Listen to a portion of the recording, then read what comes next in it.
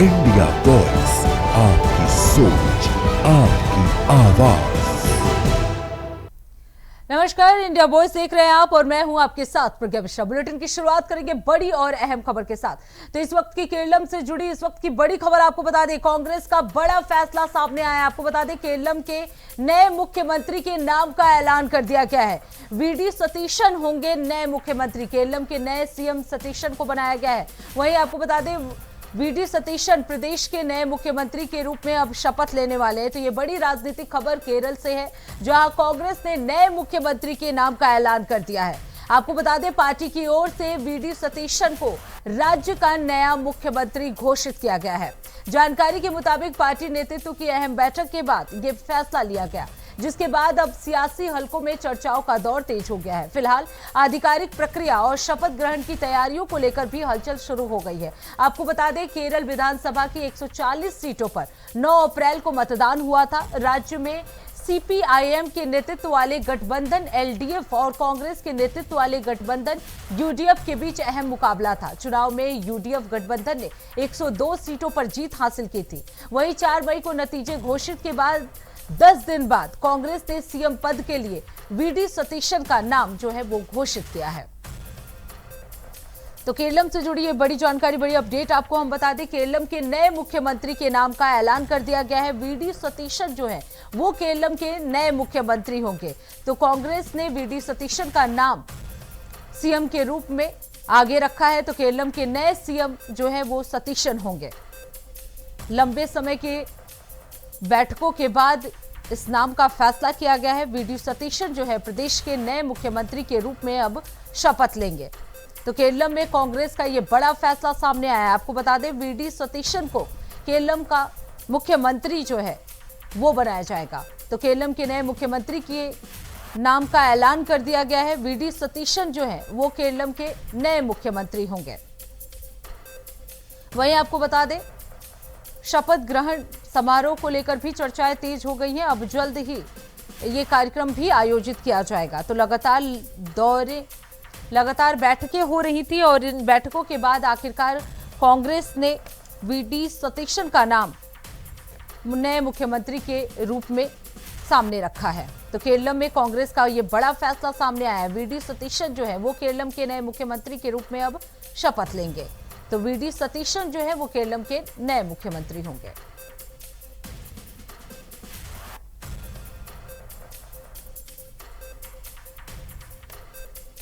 तो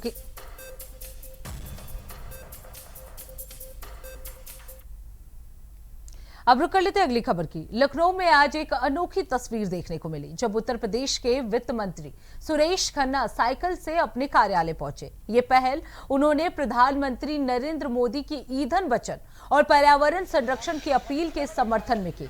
वित्त मंत्री का कहना है कि ईंधन की बचत और प्रदूषण नियंत्रण समय की जरूरत है और हर नागरिक को इसमें अपनी भूमिका निभानी चाहिए। साइकिल से कार्यालय पहुंचकर उन्होंने एक प्रतीकात्मक संदेश देने की कोशिश की है। छोटे प्रयास भी बड़े बदलाव ला सकते हैं, ये वित्त मंत्री सुरेश खन्ना की तरफ से कहा गया। तो वित्त मंत्री सुरेश खन्ना साइकिल से आज दफ्तर पहुंचे। पीएम मोदी की ईंधन बचत अपील के समर्थन में उन्होंने ये पहल की है।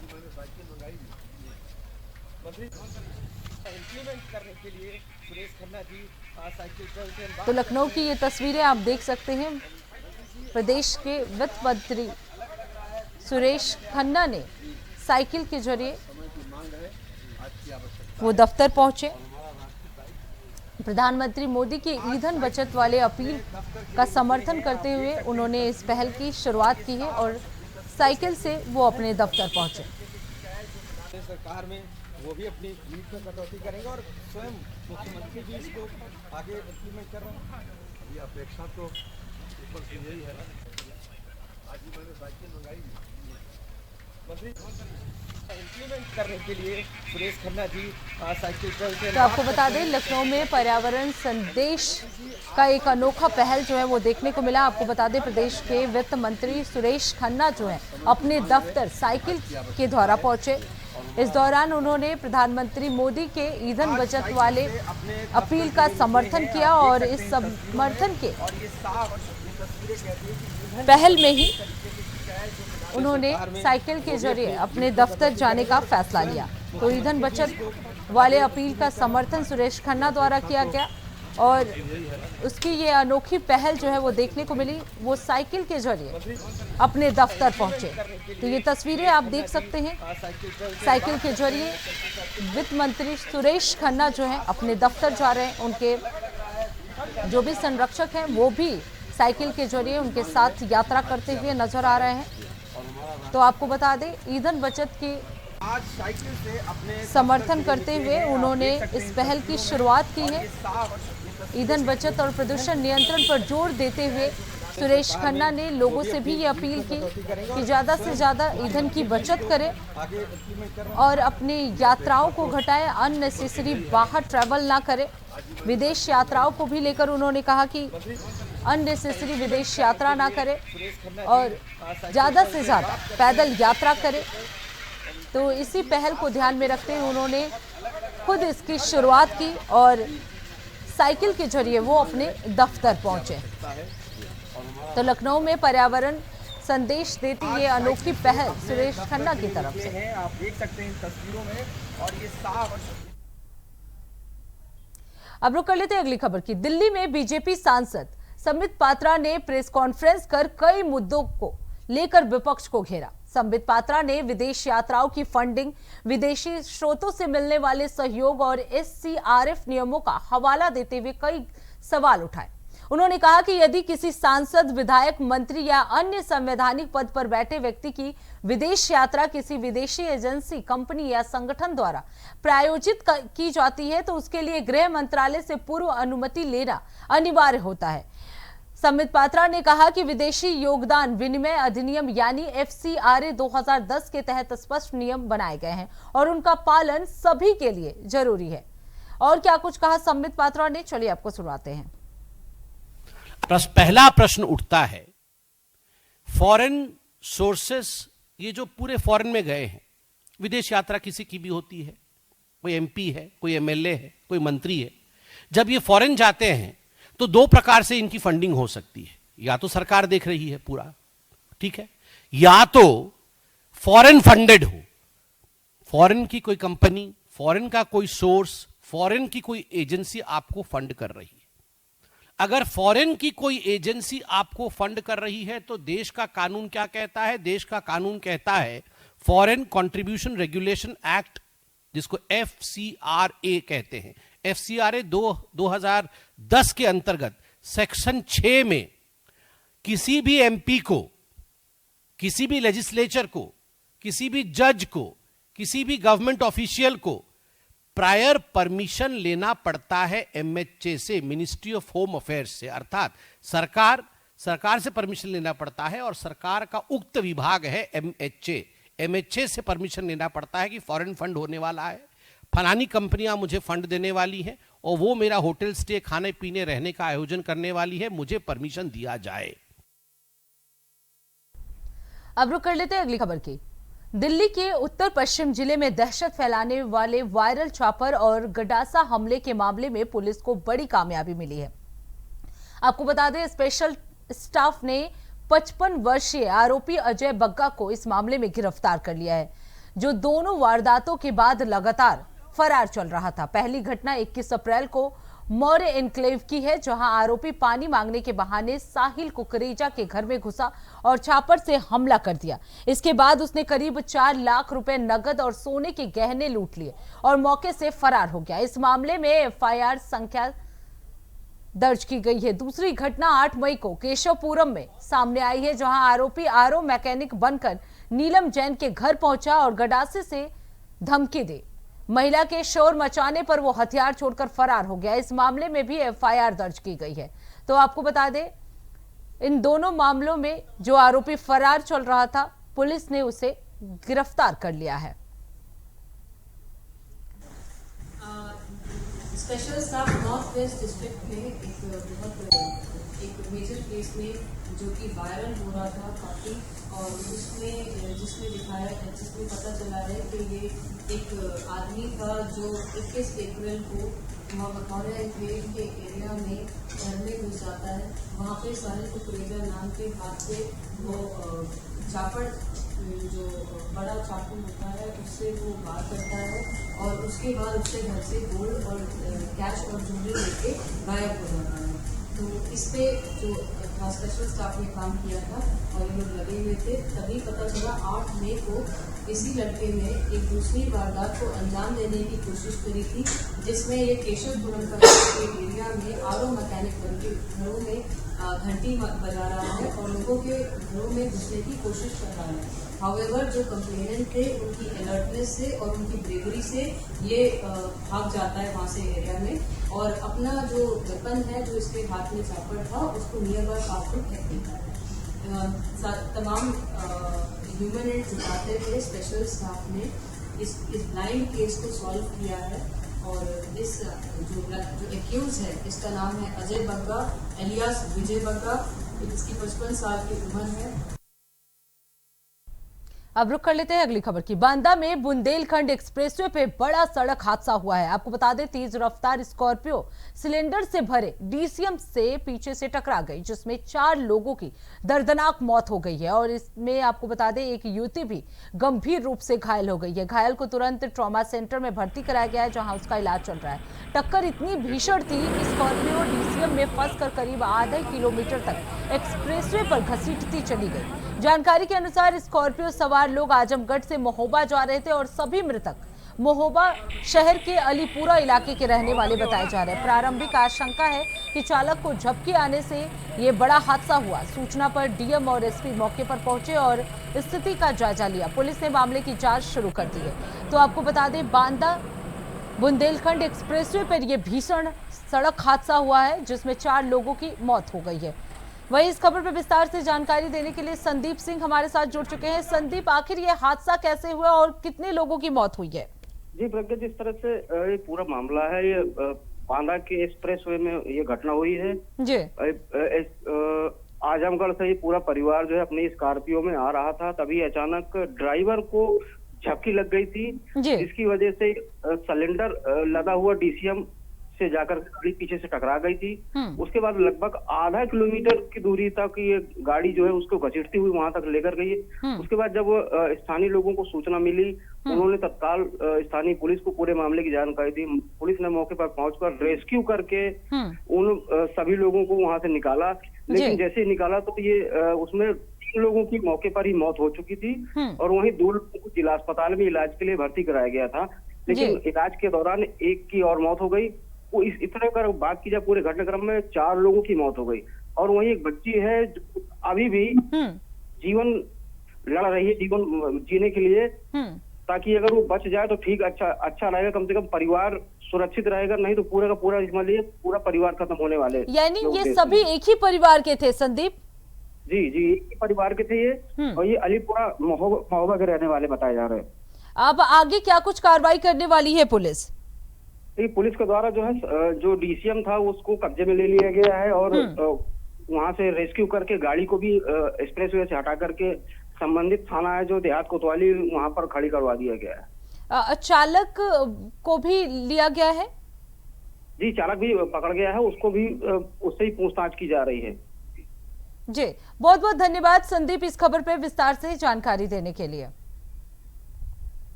तो फिलहाल रुकते एक छोटे से ब्रेक के लिए। ब्रेक के बाद जल्द लौटेंगे। देखते रहिए इंडिया वॉइस। तो ब्रेक के बाद एक बार फिर आप सभी का स्वागत है। रुक कर लेते हैं खबरों की ओर। कानपुर के घाटमपुर से एक दर्दनाक हादसे की खबर सामने आई है, जहां एक मेहंदी समारोह अचानक मातम में बदल गया। आपको बता दें, गैस सिलेंडर में लीकेज के चलते आग लग गई, जिसमें दुल्हन समेत 12 लोग झुलस गए हैं।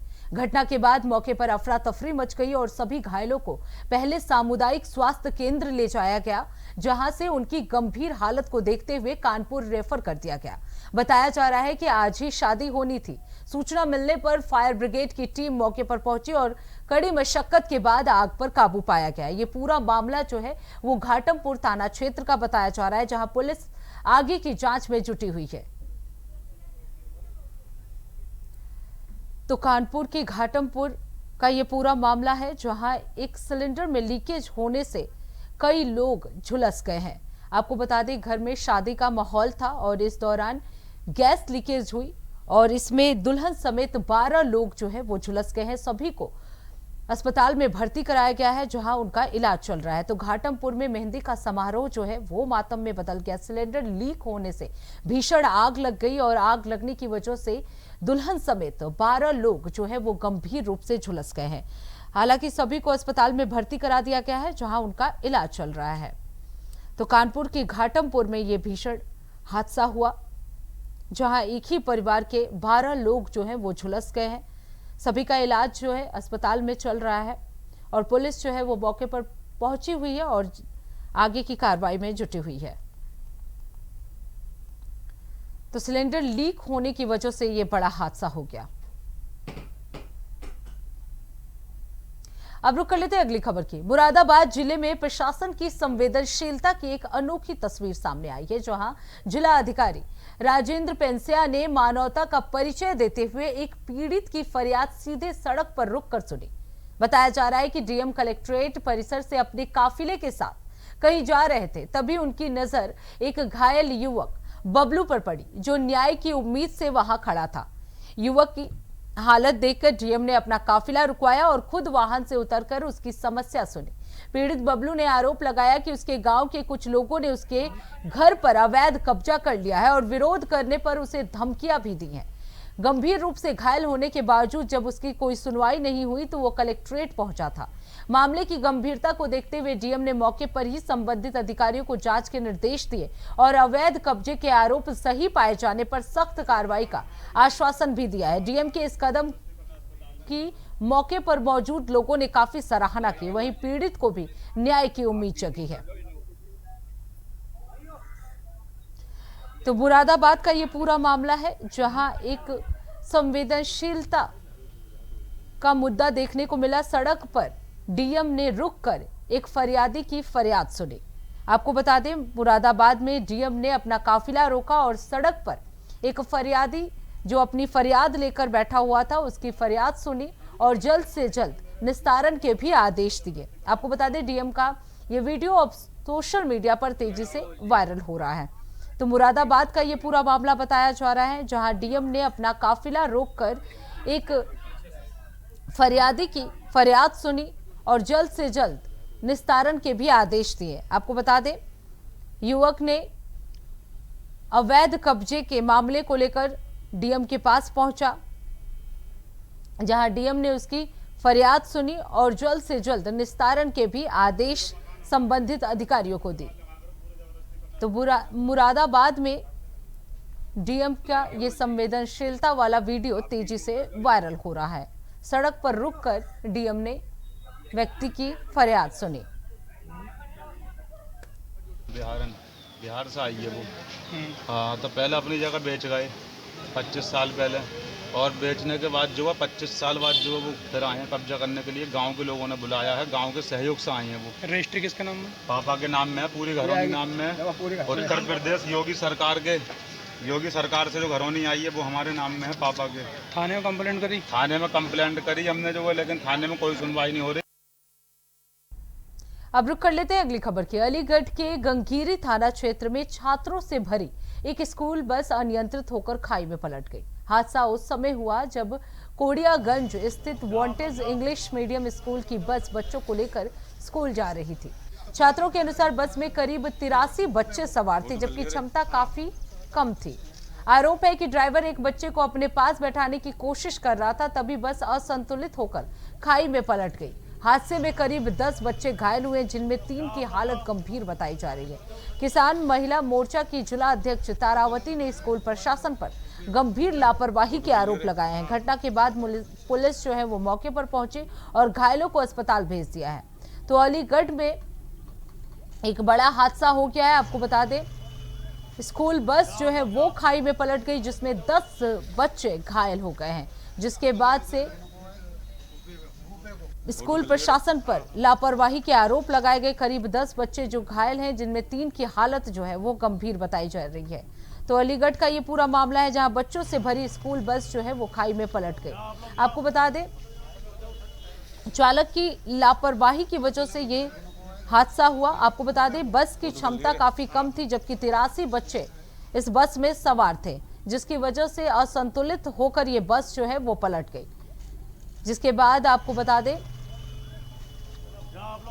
जिला अध्यक्ष तारावती जो है वो स्कूल पहुंची और प्रशासन पर गंभीर लापरवाही के आरोप लगाए। घटना के बाद पुलिस भी जो है मौके पर पहुंची और घायलों को अस्पताल भेज दिया गया है, जिसमें आपको बता दें 3 की हालत जो है वो गंभीर बताई जा रही है। तो अलीगढ़ हादसे में 10 बच्चे घायल हो गए हैं, जिनमें 3 की हालत जो है वो गंभीर बताई जा रही है।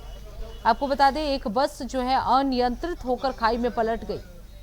लगभग इस बस में 83 बच्चे जो हैं वो सवार थे, जिनमें से 10 घायल हो गए हैं और 3 की हालत जो है वो गंभीर बताई जा रही है। सभी को अस्पताल में भर्ती करा दिया गया है, जहां उनका इलाज चल रहा है। इसके साथ ही आपको बता दें, पुलिस प्रशासन पर भी लापरवाही के आरोप लगाए गए हैं। अब पुलिस भी मौके पर पहुंच चुकी है, जांच पड़ताल कर रही है।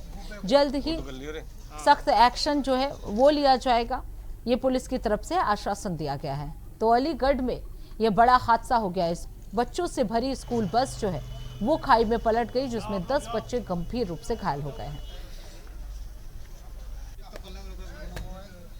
ये थाना गंगीरी से सुबह करीब 7:30 बजे के आसपास सूचना प्राप्त हुई थी कि एक बस है जो स्कूली बच्चों को लेकर जा रही थी और वो अनियंत्रित होकर पलट गई है।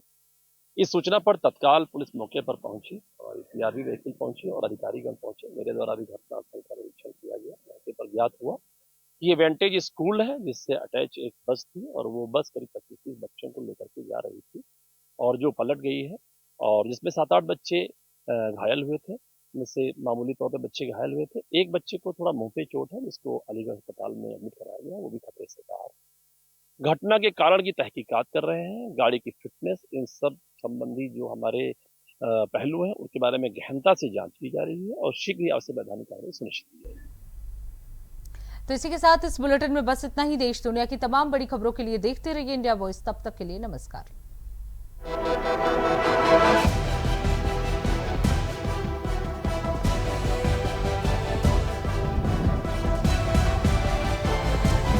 इंडिया वॉइस, आपकी सोच, आपकी आवाज।